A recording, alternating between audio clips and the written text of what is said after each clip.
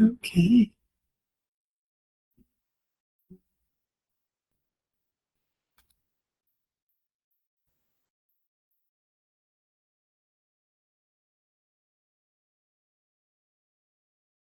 Okay.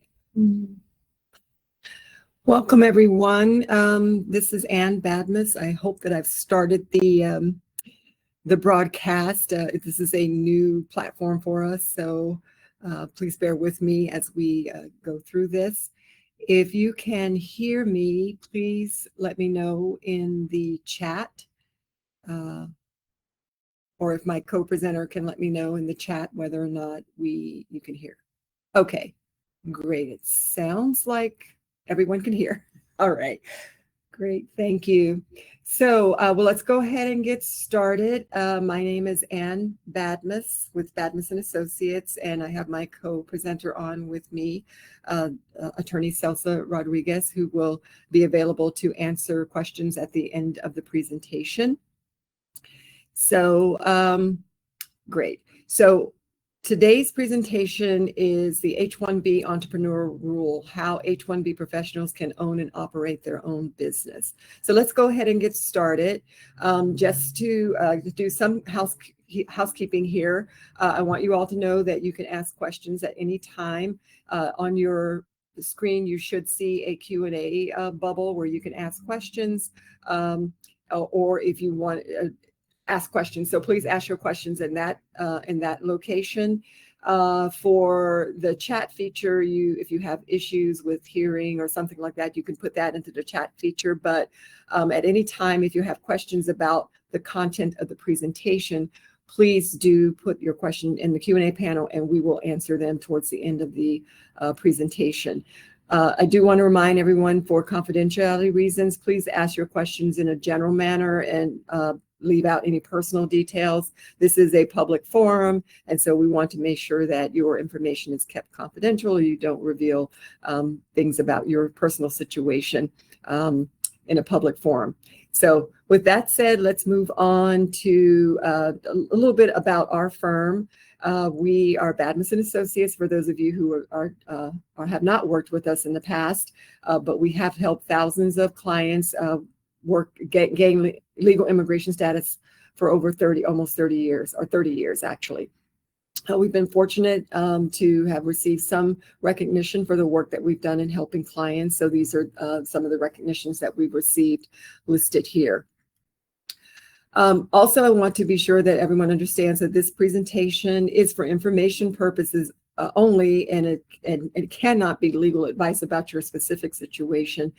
We would need to have much more detail about your background and your specific needs before we can provide that kind of legal advice. So this is just for general information, so that it gives you an idea of some of the requirements for H-1B entrepreneurs. If you want specific assistance with your matter, then please do reach out to us, as we'll provide the information on how to reach out to us at the end of the presentation. So this, as I mentioned, this webinar is about the H-1B Entrepreneur Rule. A lot of people we've seen a lot come out about this recently in some of the online, where you might see articles saying this is now H-1B professionals can actually own their own company and be able to sponsor their own H-1B. Now, this is actually not new, as it seems to be advertised. It is not a new process. We have helped, for almost 20 years, have helped H-1B professionals actually do this, to actually sponsor their own visas, or their own H-1B visa, by even if they own 100% of their own company. So this is not new. It has been rarely used by many attorneys, have not really talked about this, but we have been able to work with many clients that have been able to own their own businesses while working for their company in H-1B status. So what we are seeing now when we're talking about the H-1B Entrepreneur Rule is really what we call codification, like it's actually been written into a specific rule that we can refer to, as opposed to USCIS policy. So USCIS operates by policy quite often, where they don't have very specific rules, but by policy they might allow certain things or have certain requirements. And so policy has been that H-1B workers can own businesses and actually sponsor their own visa, but it has not been official as it's being made now, with the specific rule, which actually takes effect tomorrow on January 17th.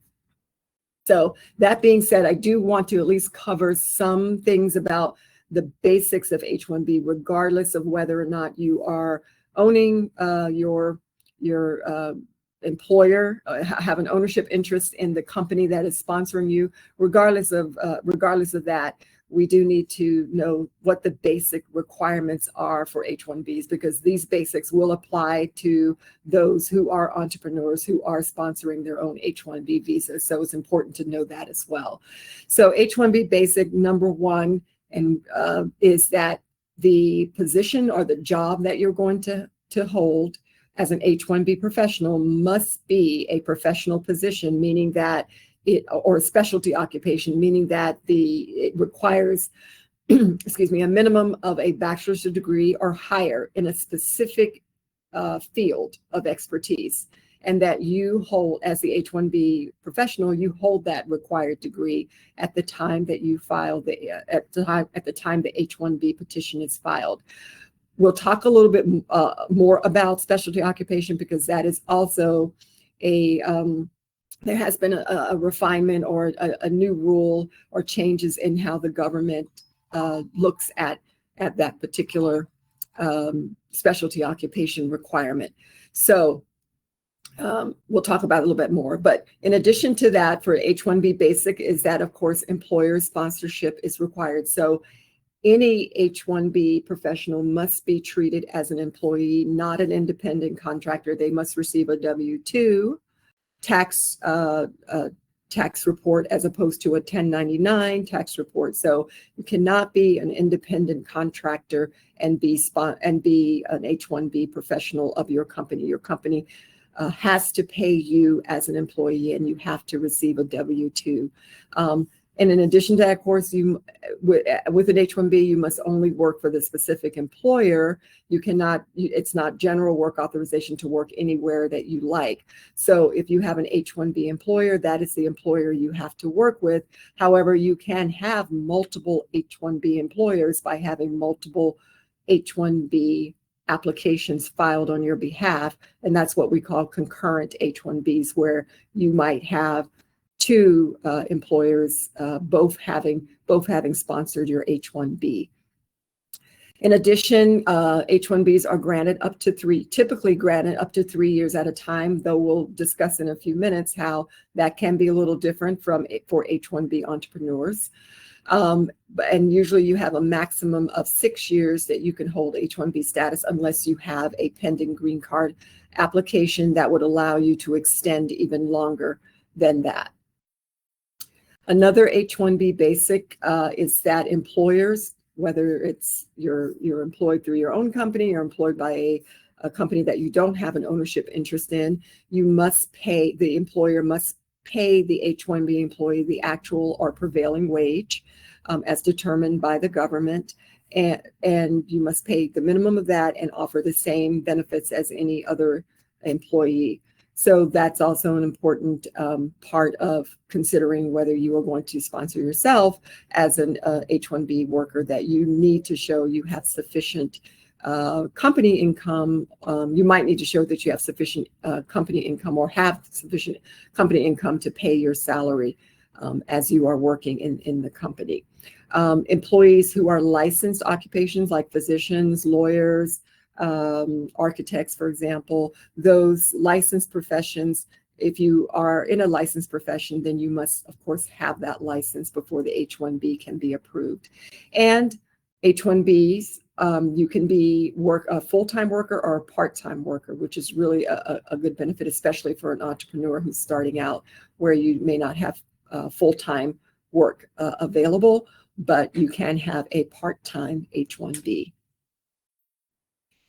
So one last point about the H-1B basic is the labor condition application and wage. So again, as I mentioned earlier, every H-1B employer must pay the minimum of the prevailing wage as determined by the government survey or an actual wage, so whichever is higher. So as part of that requirement, you also have to show where you will work, or the employer has to provide job locations where the H-1B employee will work. So it's very important to identify when you are applying for H-1B to identify the specific addresses, all known addresses where you will work. If it's all in the same location, one work address, that's fine. But if you have multiple potential work addresses, you want to usually include those. And you also, and even if you're working remotely or working at home, which is certainly allowed, you will also include your home address in that, or the employee's home address as well. So it's very important to identify work location as part of the H-1B process. And then, of course, identifying the job category and the wage level are critical. You have to identify what is the specific job that you will be doing as the H-1B professional, and what is the minimum salary, as I mentioned, that is required by the prevailing wage survey that you'll look at. And also, the employer must post. The H-1B employer must post the LCA, so the labor condition application, where all this information about the wage, the job locations, the job category, all those things are on the labor condition application, and that labor condition application is submitted to the Department of Labor and must be approved before you can actually file an H-1B petition. So also, as part of that process, the employer must post that LCA, or at least a notice of the fact that it is filing an LCA at the work locations. So if, for example, if you're a physician and you're going to be working at a specific hospital, then that notice of filing needs to be posted at the hospital, maybe in the physician lounge or somewhere where notices are typically posted. If you are working at home, or if the H-1B professional is working at home, you actually have to post that notice at the home address on the refrigerator or somewhere inside the home. So it's very important that that requirement is met by the H-1B employer. So as I mentioned before, I wanted to talk more about specialty occupation, because this is definitely, it's important for all H-1B applications, but it's really important if you are considering to start your own business and considering to sponsor your own H-1B through your own business. So it's specialty occupation, as I mentioned. The job itself that the H-1B professional will work in needs to be a profession, a specialty occupation. Now, by law, it has been clearly written in the law that certain occupations are automatically considered specialty occupations. So that would be occupations like architects, engineers, lawyers, physicians, surgeons, and teachers. Those have been written out in congressional law that says, or in statute that says, these are considered specialty occupations.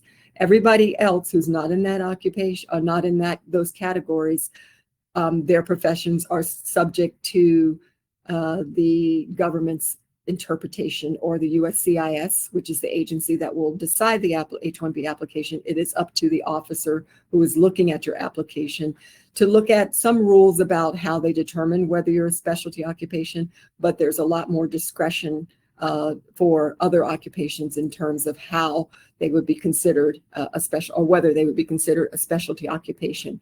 So because there has been so much or some subjectivity in this whole determination of specialty occupation, the new H-1B modernization rule, which again takes effect tomorrow on January 17th, has also talked about what is considered, or narrowed the definition of specialty occupation.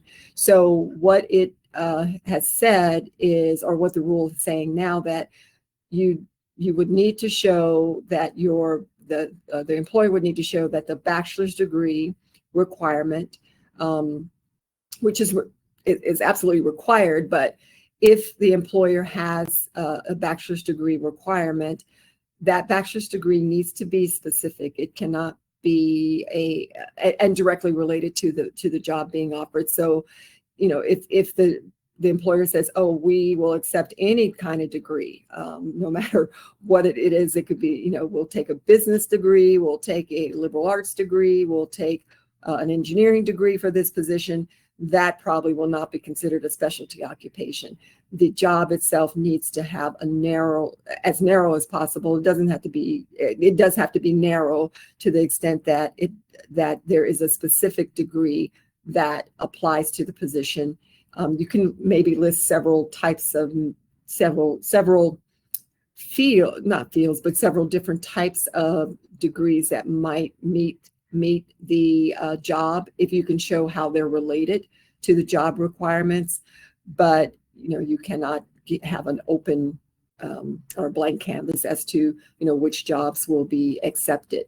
So it's very important to be able to define what specific degrees are acceptable for the position and how they relate to the job duties, why those degrees are directly related to the job duties, and why they are important for that. So if you are not in one of those occupations that I mentioned earlier, where it is clearly defined that they are specialty occupations, then it's very important that you have a very good job description that sets out the complex duties that you have in that position, and also relates those duties to the type of degree that the employee has or that is required for that job. So now let's get to the entrepreneur sponsorship that we're all here for today. Before doing that, I want to just kind of have a poll or point your attention to a poll. And I'm going to go ahead and start the poll. If you look at, I don't know if it's going to pop up on your screen or be in the section where there is a poll where you can answer what are your plans in terms of starting or owning a business. I'd love for you all to just put in your vote, just so we can get an idea of what people's interests are in this entrepreneurial process. Okay, so basically, as I mentioned, it's always been the case, or at least policy, and I'll probably identify the policy, the time frame that the policy was made a little bit clear in terms of whether a H-1B professional can actually own a business and be sponsored by that business. And that was around 2011 or so, where the government at that time under the Obama administration said, hey, we believe in entrepreneurship. We would like the opportunity for H-1B workers, if they're interested in starting their own business, to not be restricted by the fact that they are, have H-1B visas. Let's open up and allow them to actually sponsor, own part or all of a company and sponsor themselves for the H-1B visa. But that, again, was not codified in a rule. It was a policy, and there were some requirements there, which actually are not required now. It's actually a little better, in my view, process than it was previously. So as I mentioned before, we have been doing these entrepreneurial H-1Bs for quite some time, and now we think it's actually even going to be a little bit easier than it was in the past. And so let me just discuss a little bit of what the process is, or what the availability of this process is. So basically, you can be any percentage of owner for an H-1B entrepreneur. So you can own 100%, you can own 50%, you can own less than that. That is permitted. But what is very important to know is that you must have a company structure. So you cannot apply for an H-1B just in your own name. You must have a company structure that can be either a corporation or an LLC. These structures are typically considered as entities that are separate from the owner. So even if you own 100% of a company, that company is considered separate from you. So if you're operating as a company, someone that cannot or should not come to you as the individual owner in terms of whether or not you're liable for any of the actions of the company itself. So by law, a company is very distinct from the owner itself if it is set up as a corporation or an LLC. And that is what the Immigration Service recognizes as well. So the other requirement, as I mentioned, is that you are actually going to work in a specialty occupation. So while you can have some managerial duties that may not be related to your degree background or your specific work as a physician, for example, or an engineer or dentist, you still have to primarily work in that area of expertise. So you cannot be 100% manager unless you have that management degree, and you can show that you need to have a management degree in order to operate or to be in that position. So it's very important to understand what your specialty occupation is and that you will be working in that specific occupation. And then you also have to be mindful, especially if you do not already have an H-1B, or if you're in a cap exempt H-1B, that you would be subject to the H-1B visa cap limitation. So you would have to if you have never had an H-1B, or if you're in cap exempt H-1B and you now want to start working for your own startup company, you probably will need to enter into the H-1B lottery and hopefully get one of those visas H-1B visa slots in order to go through with your plan. So if you don't already have an H-1B, this is not necessarily a barrier, but this is a step you have to take to be able to actually go through this process. So that being said, what are the rules for owners, H-1B owners of their own business that are sponsoring? So you need to spend most of your time, as I mentioned earlier, meaning over 50%, doing that specialized work, that specialty occupation work. Doctor doing clinical physician work, researcher doing that. If you're an accountant, you need to be primarily doing accounting duties. If you are an engineer, primarily doing engineering duties. So it's very important that most of the time is being spent doing that specialized work.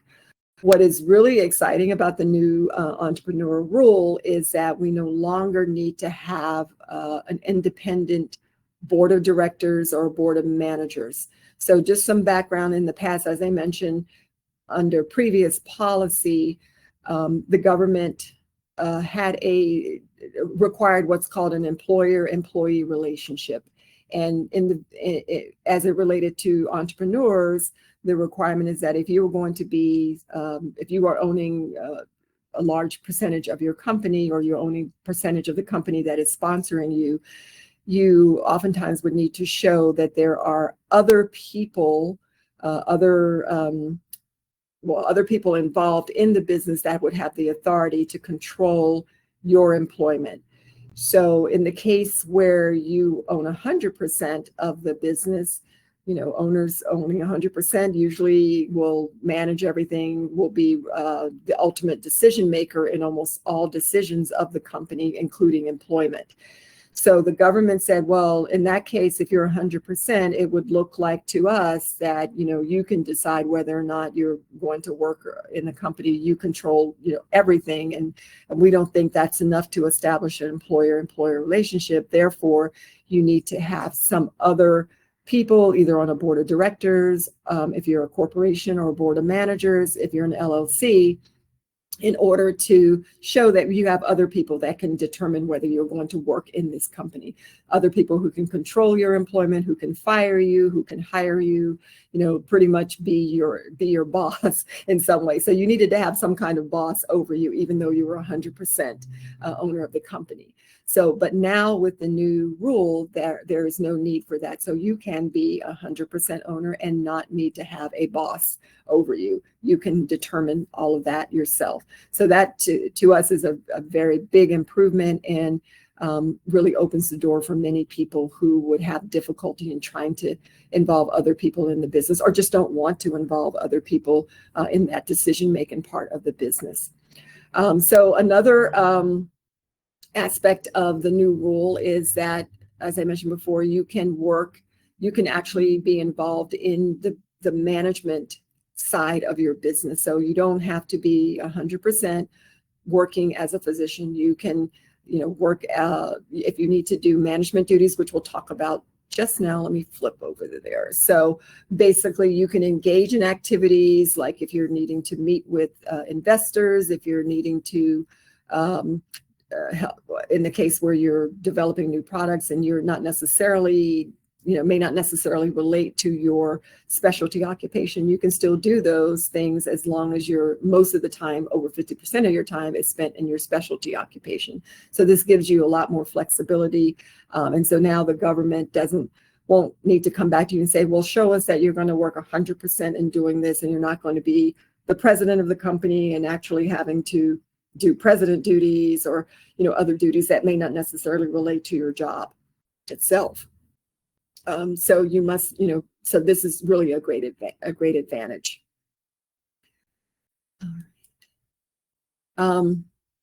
Now, one slightly disadvantage to the new rule is that there is going to be a limit on the length of time that you can get your first H-1B as an H-1B entrepreneur. So if you are falling under the category of an H-1B entrepreneur where you own 50% or more of your business, then you can get approved, but the approval will be for 18 months.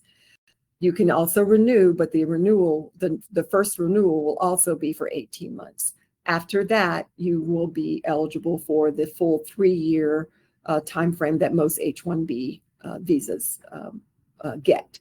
So that is what's very different. In the past, we would still be able, under the old policy, to get 3-year time frames on the H-1B visas, but now under this rule, you would only get 18 months. At least for the first 2 times. And then after that, if you're still needing H-1B status, then you can renew for 3 years at a time. Some other important things to know about this new rule, or this implementation of the new rule, is that there are what the government considers safeguards. They want to avoid any what they might consider misuse or abuse of the program. And so one of the things that is required, or will be required, is that you will have to have documentation that the business that you are that is sponsoring you and that you are 100% or even 50% owner of, that the business is operational. It has been formed. There is a place for operations. And keep in mind, some of that operations can be actually in your home because it can be remote work. But you do need to show how you are going to actually, on how your business is actually operating. You need to show that you have, in our view, it would be a great idea that you have customers or clients that you have contracts with, to show that there is work involved, that there is a business, there is potential for revenue, because even if you're a startup and you don't have, of course, any record of revenue at this point, you can still apply if you can show that you have that potential for revenue because you have contracts that you have to fulfill. So those are kinds of things that you have to consider. And again, this is a case-by-case basis, but these are examples of things that you would need to think about if you are planning to go this route, is to be sure that you actually have the resources, you actually have some funding, because you're going to be your own employer, so you want to make sure you're getting income as well, but also that you are actually going to be having a good chance of a successful business as well. So that's very important.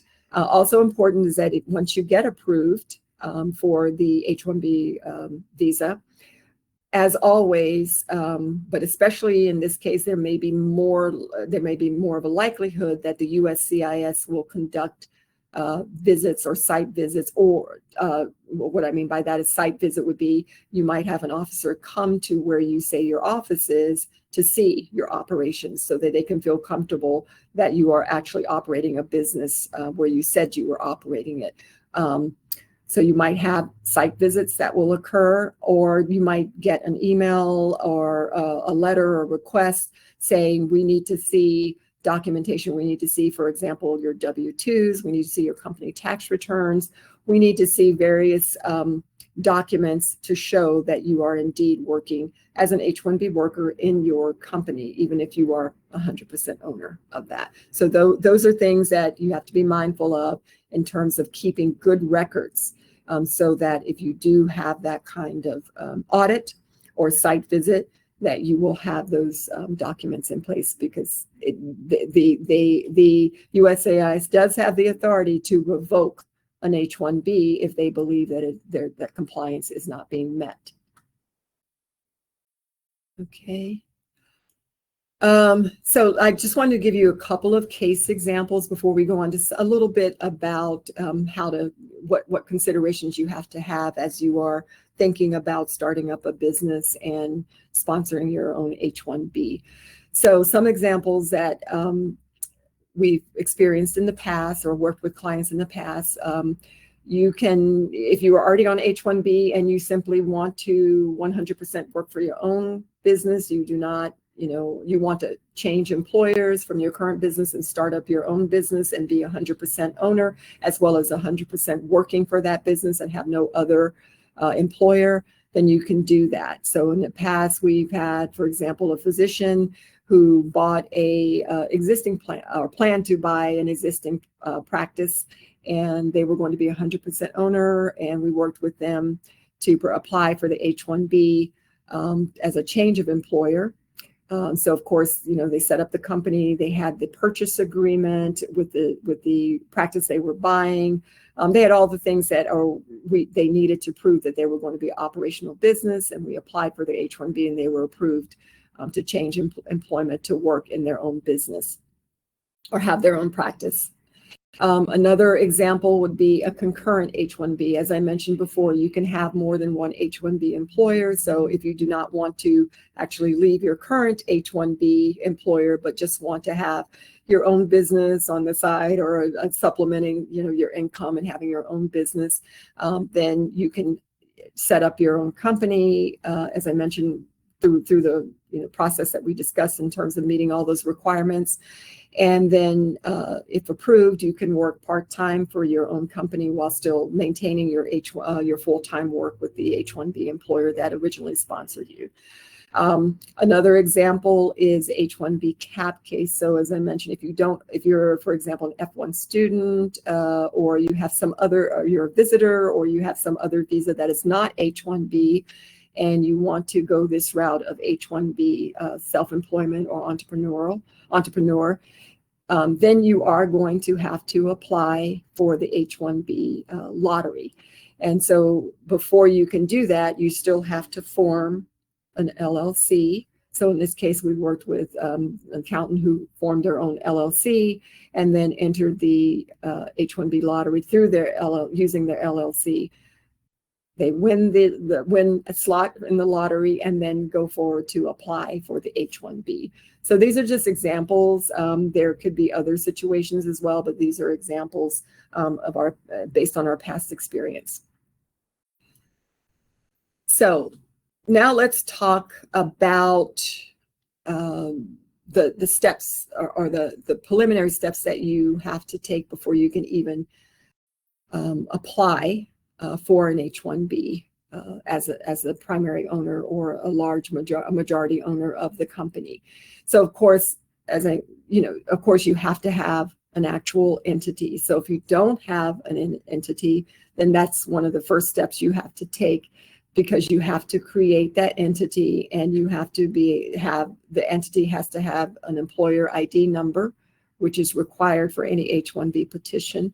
And then, of course, you have to set up the location, have a plan in terms of your operations, all those things that will be necessary to provide to the USCIS. So I just want to talk, I'm not advising in terms of what type of entity to do, but I am wanting to give you an idea of the types of entities that would work for H-1B. So limited liability company is one type of company. Many people have heard of LLCs, and it seems to be very popular. A lot of people form companies using LLCs as opposed to corporation. But just to be clear, an LLC is a type of entity that would be acceptable for an H-1B entrepreneurial visa application. I've just listed here some of the reasons why people use an LLC. These are more business reasons. Again, you need to consult with a business attorney and your tax advisor to determine whether an LLC makes sense for you, just like a corporation as well, which also provides some of the benefits of, which is also one of the entities that would be accepted for will be acceptable for an H-1B application. But choosing a corporation also has business considerations. So some people choose corporations because, especially if they're trying to attract investors, it's an easier entity to include investors. You also have other reasons for choosing a corporation, and then you also have to consider whether you want to be a C Corp or an S Corp, and that's more of a tax determination. So as I say on this slide, it's really important you choose the right structure, not only for H-1B considerations, but for your business considerations, your goals, your investor needs, your tax implications. And so you definitely want to consult other advisors like a business attorney and an accountant to determine what's the best route. In addition, you need an accountant to actually help with other aspects of running a business, right? Especially the financial aspects. So an accountant will help you with compliance with tax laws, making sure that your tax returns are filed, as I mentioned before with H-1B, but for any business that's important. But with H-1B, those things may be subject to audit. The government may come in and may want to see those things, to see that you've actually filed corporate tax returns, so that they feel comfortable there is an actual business going on.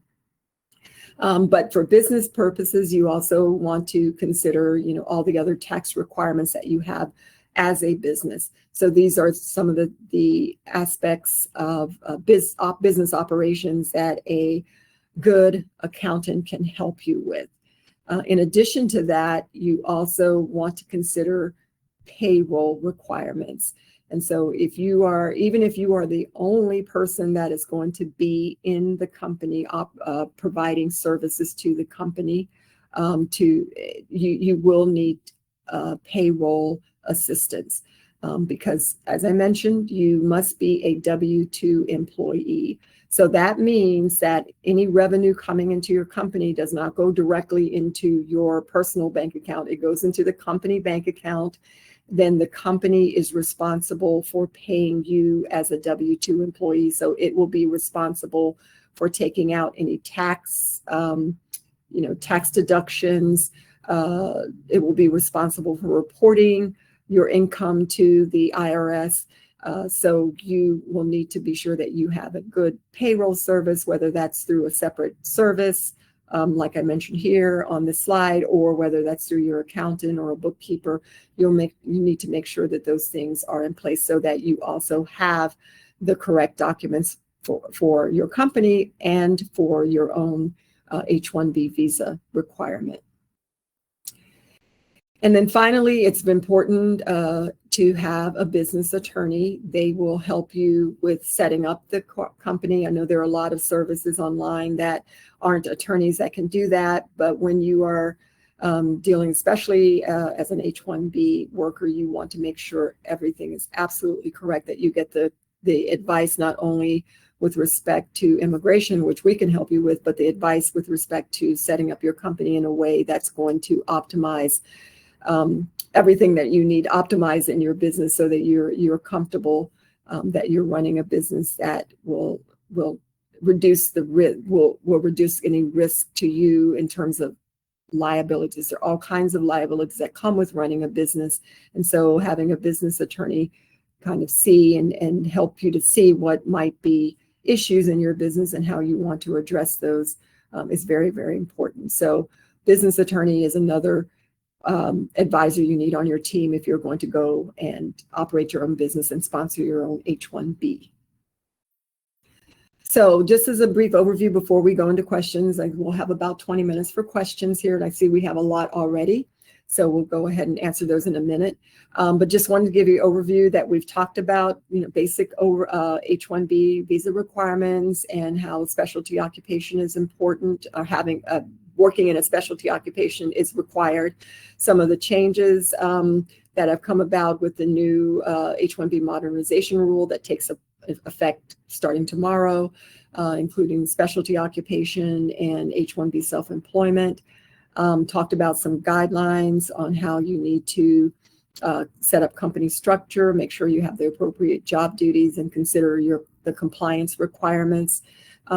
We also talked about business entities, tax and legal considerations. So now that we've discussed those, I will go ahead and answer any questions, and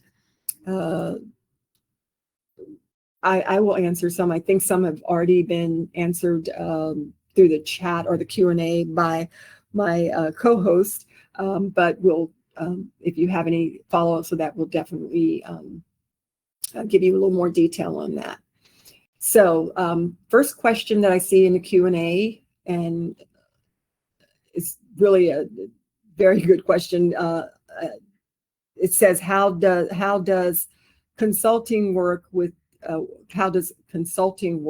posting locations of work where there might be hundreds of locations? So if I understand this clearly, you might be a consultant, and you might be visiting different client sites and providing consulting advice or consulting meetings with those clients, and any location could be nationwide, right?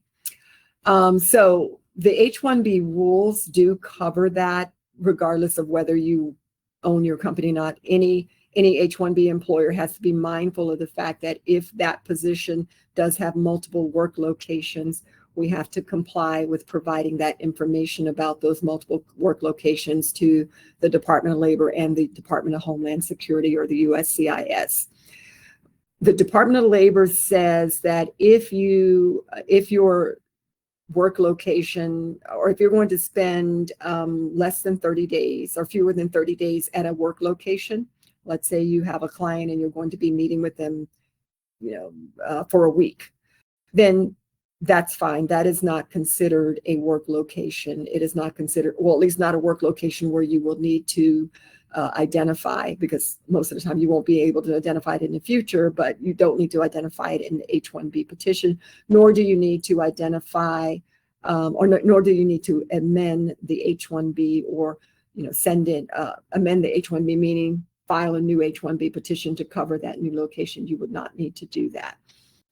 If you are going to be cumulatively over the period of 1 year working for 60 days or more with a particular client, or at a particular client location, then you will need to amend the H-1B petition and file it before you start working there.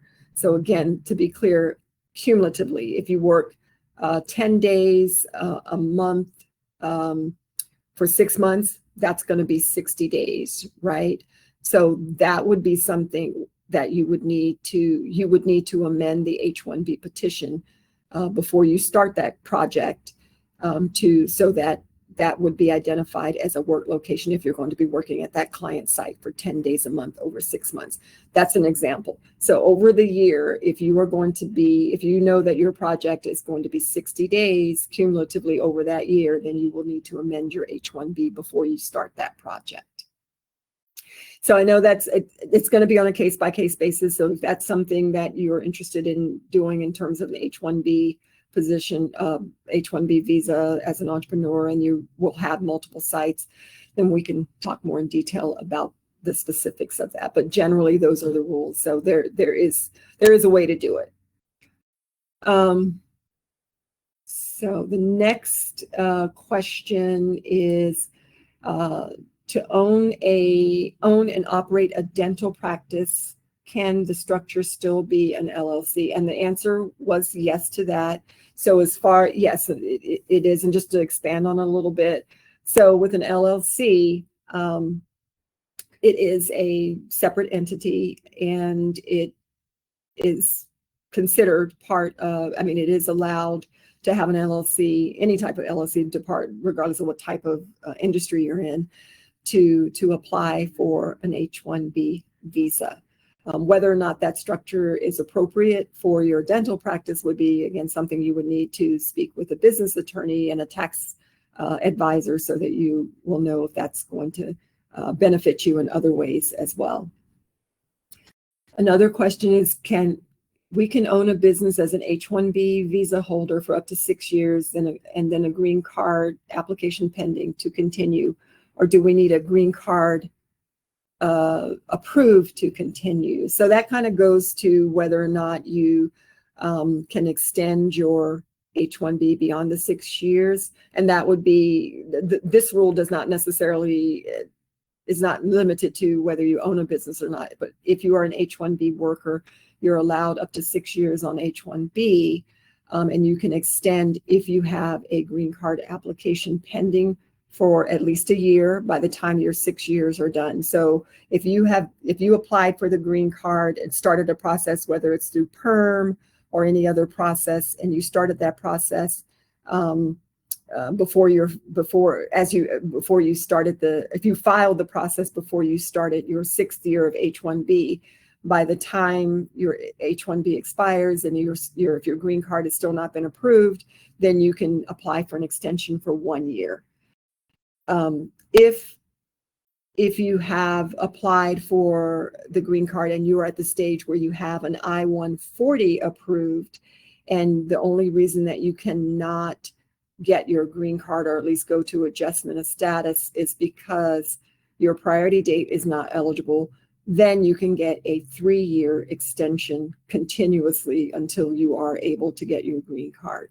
So yes, you don't need the green card approved, but you do need to have at least a certain step of the green card, like the I-140 approved, to get the 3-year extensions, or you have to be pending an I-140 or pending a PERM application approval in order to get a 1-year extension.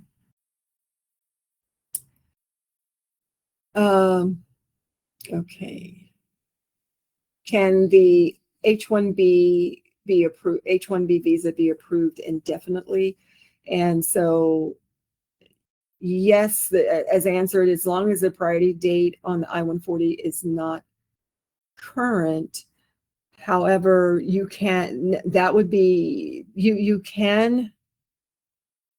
even if the priority date is current, if you have applied for adjustment of status and it has been pending for a year or so, or your process has been pending for a year, whether it's the I-140 or the I-485 process has been pending for a year, you can still extend for 1 year until your green card is approved. You cannot get, if your priority date is current, you cannot get a 3-year extension, but generally you can get a 1-year extension on the H-1B. But keep in mind, if you are in that stage of adjustment of status, you will probably get a work authorization card, and you can use that card in order to work in your business as well.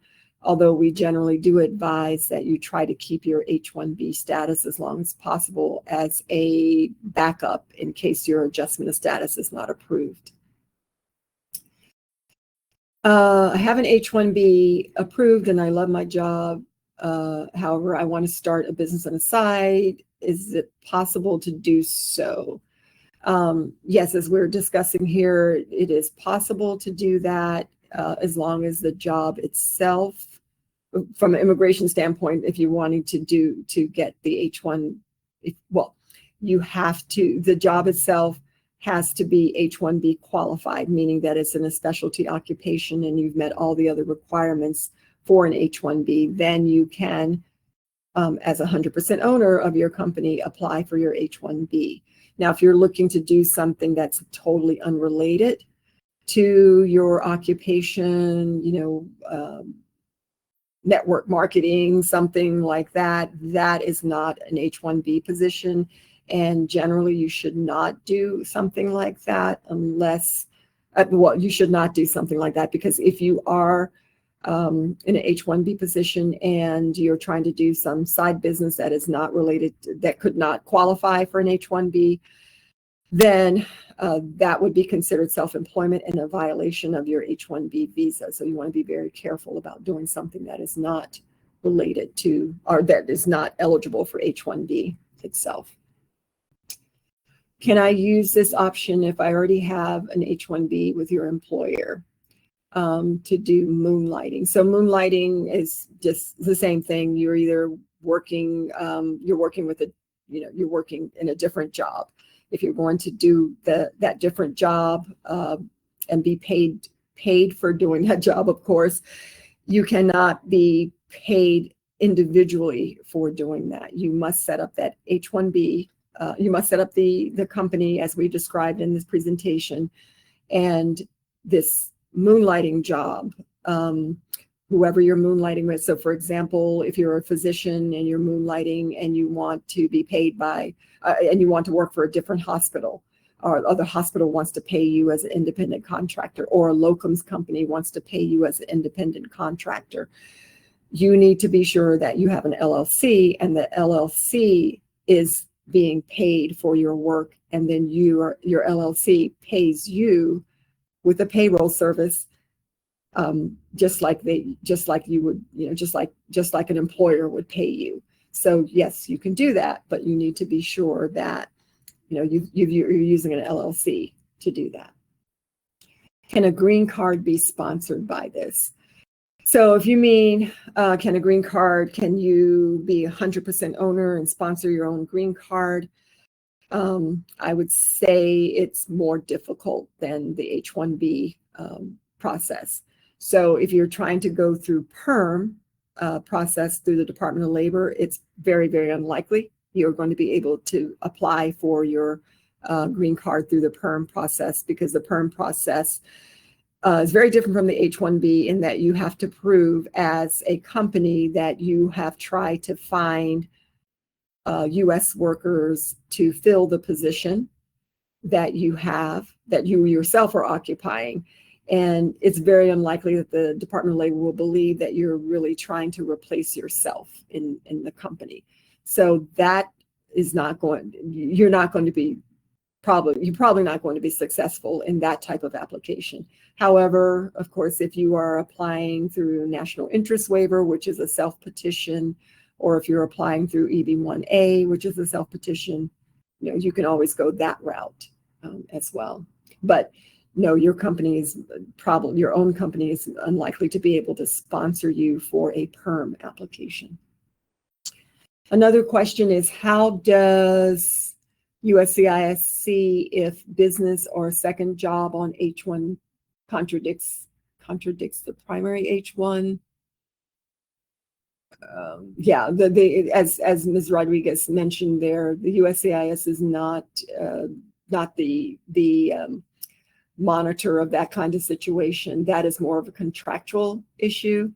It's up to your employer. If your contract says, or your employer says that you're not allowed to moonlight, that's really a contract or an employment issue. It's not really an immigration issue. So the USCIS is not involved with that.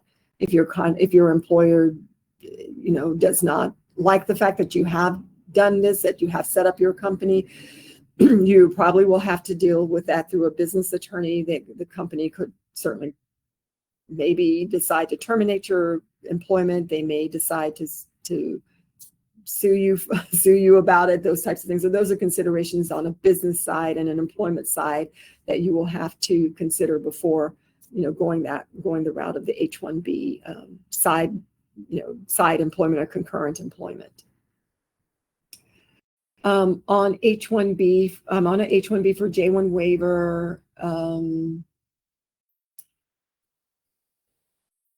can I create a corporation and work on the side with this new entrepreneurship?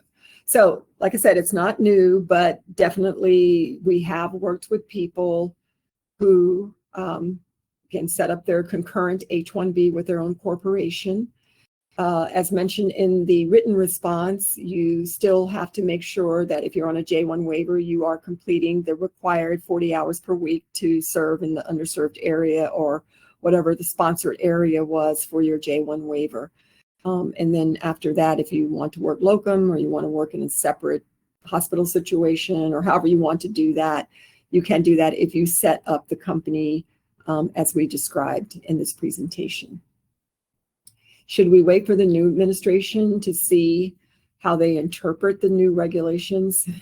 As said, that is up to you. We are not waiting for that because the rules have been finalized. And I don't know how we would know how they interpret it unless you actually file an application. I don't believe they're going to come out. If they're going to make any changes, they will have to go through a rule process. Just like this particular rule that is being implemented tomorrow. This rule has been this rule-making process has been in place for over a year now. So it took over a year for the government to say this is now the rule that's going to take place on January 17th. So it's not, if they're going to either get rid of this rule under the new administration or make changes to the rule, they will have to go through a process, and we will, as the public, get notice of what they're planning to do. It's not something they can come in on the 20th or the 21st and say, okay, this rule is gone. They actually have to go through a very detailed process. If they're going to follow the rule of law, that's what they'll have to do. Next is Ken, and I think we have a few more, so I'm going to try to go more quickly through those, especially if they have already been answered online. We will probably skip over it a little bit or try to reduce the response. Can you have a proposal for medical clinic instead of actually running a clinic for a physician entering the lottery? Do physicians with cap-exempt lottery, cap-exempt visa, I think it means cap-exempt visa, have to enter the lottery when buying medical practice? Yeah, you should probably reach out to us separately for that, because generally, and if you have a cap-exempt visa and you're now going to want to work totally for a business that would not be considered cap-exempt, then yes, you would probably have to enter the lottery if that's what you're trying to do. Since you're a new business, just like any new employer would not, if that new employer is not cap exempt, then you're going to have the same issue of having to enter a lottery. So it's the same thing. Can you have a proposal for entering the lottery? As mentioned in the answer online, you don't have to have the actual running clinic, but by the time that if you did win the lottery and you're going to apply, you need to have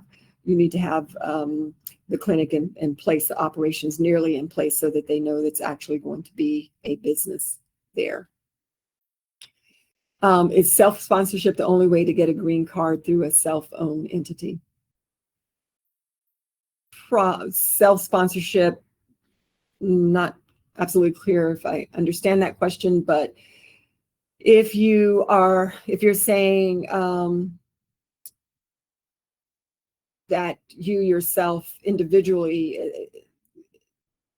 would have to apply as opposed through an LLC, probably that's the case. As I mentioned earlier, a company has to sponsor a PERM application. If you own 100% of a company, it's unlikely that your company will be successful in a PERM application. So you will need to look at other ways to get the green card. And so that might mean that you would have to go through one of the self-sponsored categories there. Can someone on an F1 OPT own a business and start an LLC? Generally, you can do that. Self-employment is allowed. Generally, when you get an OPT, when you apply for the OPT through a DSO, they normally give you the general authorization to work, and they give you the OPT, and it doesn't necessarily tie to any particular business or employer. So you have 90 days after you get the OPT to be employed. And if you are unable to find a independent employer, you could own a business and start an LLC during that time frame and start offering your services that way, as long as it's related to your degree program. You cannot go and buy a store if your degree is in engineering. Okay, so you have to make sure it's related to that. But yes, it can be done. Now, if for the STEM OPT, you cannot do that. So if you have that 1 year and then you want to extend 2 years on the STEM, that would be a problem, because STEM OPT does not allow for business owners or self-employment. Okay, how soon after approval of the H-1B can you apply for the green card? Yeah, there's no time frame for that. No waiting time for that. It just depends on your eligibility for the green card, whether you qualify for the green card. If one has EB-NIW approved, do you still have to enter the lottery from the CAP? Yeah. So as the answer is, your green card application has nothing to do with your H-1B eligibility and whether it's CAP exempt or subject to the CAP. Can someone with EB2-NIW start own business other than the field of NIW? It's possible, as long as, if you're looking at the H-1B as your basis for getting work authorization to do that, as long as it's a specialty occupation and you have the credentials for that specialty occupation, then certainly you can do that. Now, as far as you finally getting approved for the EB2-NIW, that might become an issue if you cannot show how you will continue to work in your field of national interest, because oftentimes they will ask you to provide proof that you are actually going to implement or work in your field of national interest before they approve. Okay, we are actually out of time. There are a lot of questions here. Many of them have been answered online.